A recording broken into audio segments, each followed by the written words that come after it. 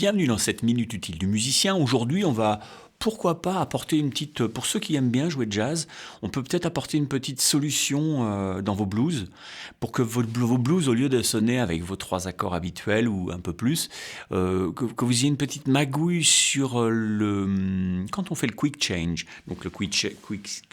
Ah, ok. Eh ben, quand on est en La, en blues en La... On fait un rapide passage sur le 4 en deuxième mesure, en mesure 2. Bah ici, vous pouvez remplacer ce Ré. Vous pouvez essayer, moi j'aime bien faire ça, Miles Davis aimait bien faire ça, par un Sol 7, d'accord ? C'est-à-dire un accord qui est situé sur le B7, degré B7.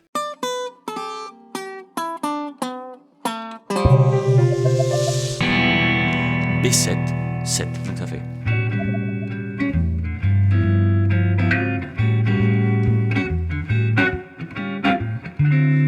Là, je viens d'arriver deuxième ligne, mesure 5, ok ?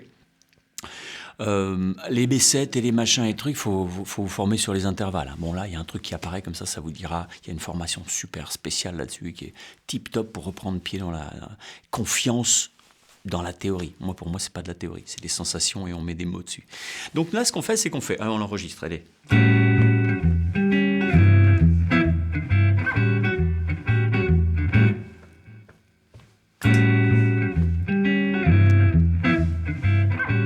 Ok, ça on va dire c'est notre première ligne du blues. Tu peux continuer à jouer penta mineur comme tu faisais d'habitude. Il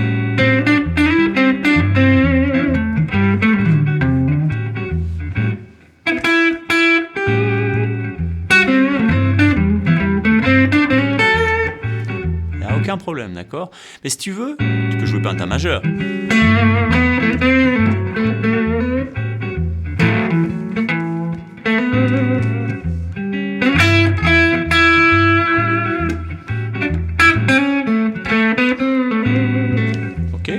Et si tu veux, tu vas pouvoir les mettre en valeur, cet accord-là, en jouant penta majeur de lui.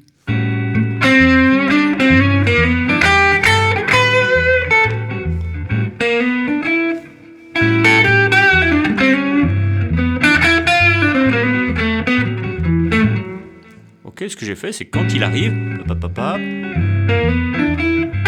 je fais une petite couleur propre à lui, blues à lui, mais je traîne pas, parce que je suis pas au bon endroit pour le reste.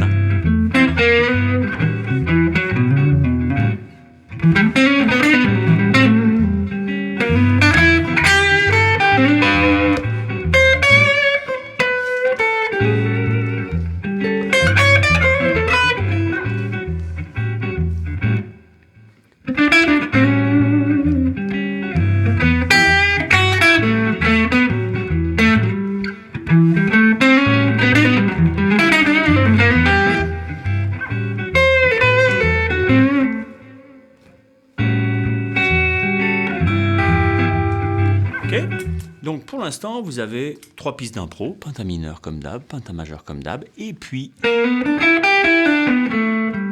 penta majeur de lui, du 7. C'est-à-dire je le traite, lui.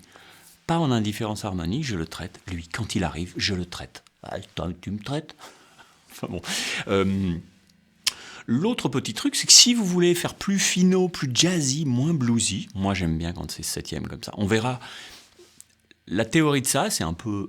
C'est assez intéressant, je ne veux pas trop rentrer dans les détails aujourd'hui, mais cet accord-là, tu pourrais mettre aussi d'autres accords qui seraient 7e et qui changeraient, d'accord ? Mais déjà, commençons par celui-là, commencez par l'entendre, commencez par le pratiquer. Mais tu peux le mettre aussi en majeur 7 si tu veux. Du coup, ça t'éloigne un peu, mais ça peut faire ça, ça peut.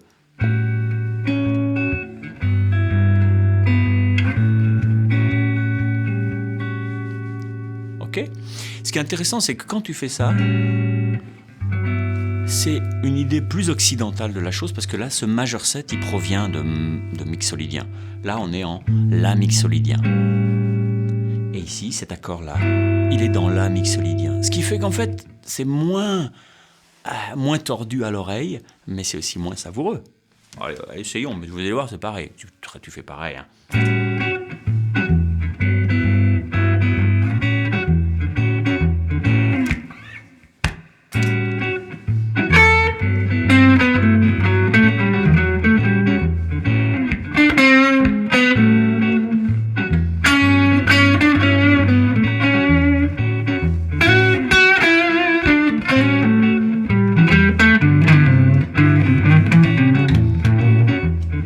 ok ?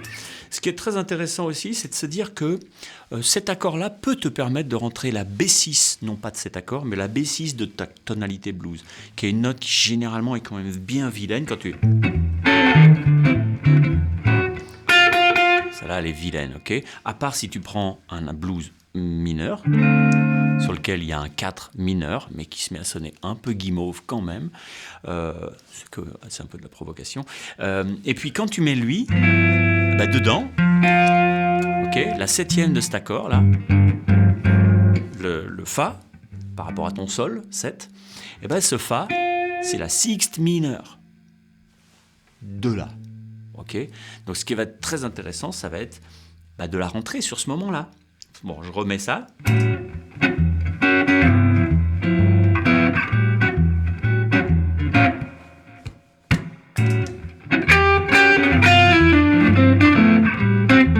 Donc tu es en 6 majeur avant.